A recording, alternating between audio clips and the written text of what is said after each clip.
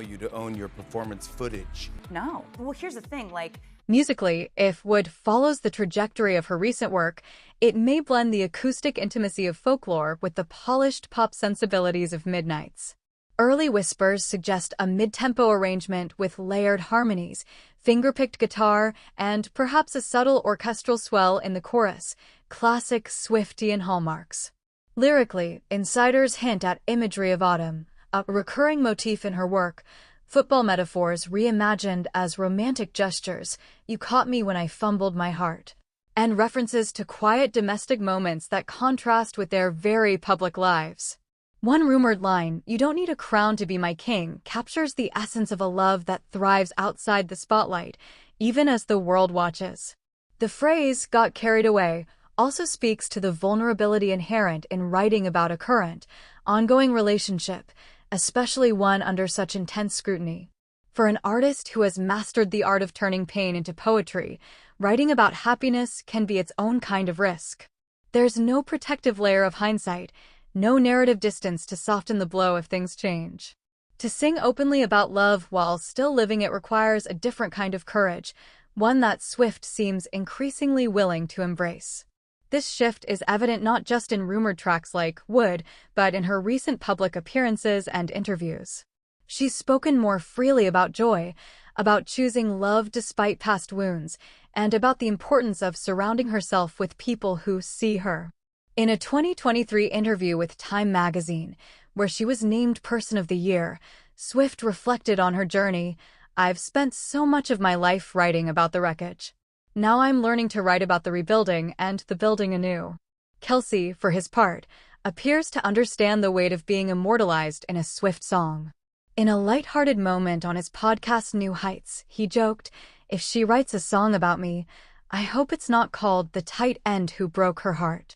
But beneath the humor lies awareness. He knows that to be loved by Taylor Swift is to potentially become a character in one of the most listened-to storybooks of our time.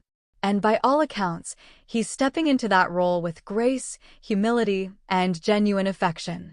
Fans, ever attuned to Swift's lyrical Easter eggs, have already begun dissecting every public interaction between the couple for clues.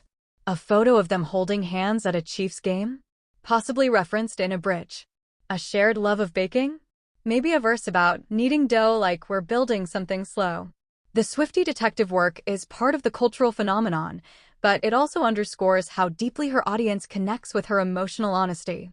They don't just listen to her songs, they live inside them.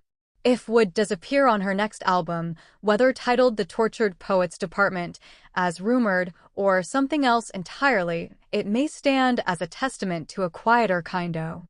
Taylor Swift's Would She Got Carried Away, writing Travis Kelce track ***.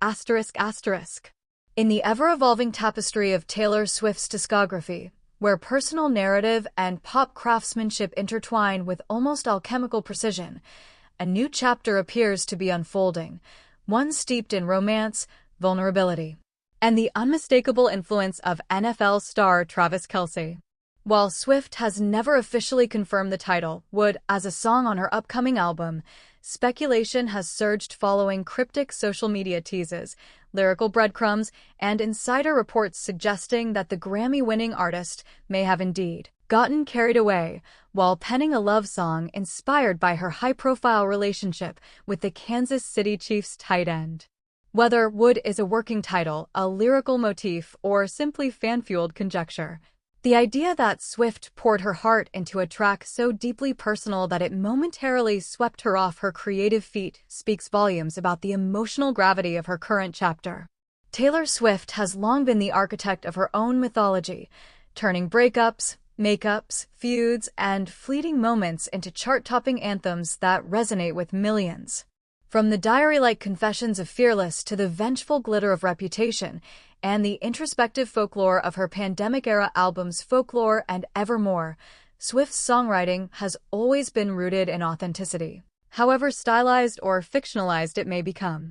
But her relationship with Travis Kelce, which began in earnest in late 2023 after months of public flirtation and friendship bracelets exchanged at NFL games, represents something new.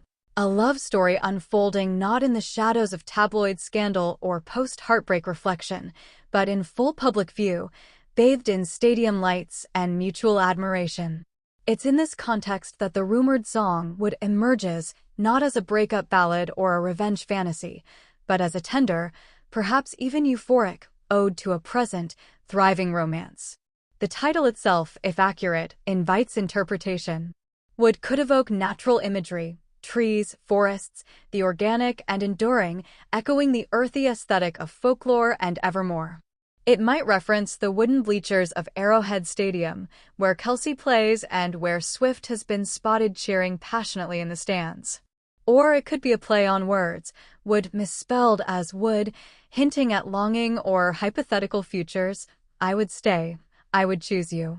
Alternatively, it may nod to Kelce's grounded, down-to-earth persona, a man known as much for his on-field ferocity as for his off-field warmth, loyalty, and emotional openness. According to sources close to Swift's creative process, she became so immersed in writing this particular track that she lost track of time, hence the phrase, got carried away. This isn't unusual for Swift. She's spoken before about entering a songwriting vortex where melodies and metaphors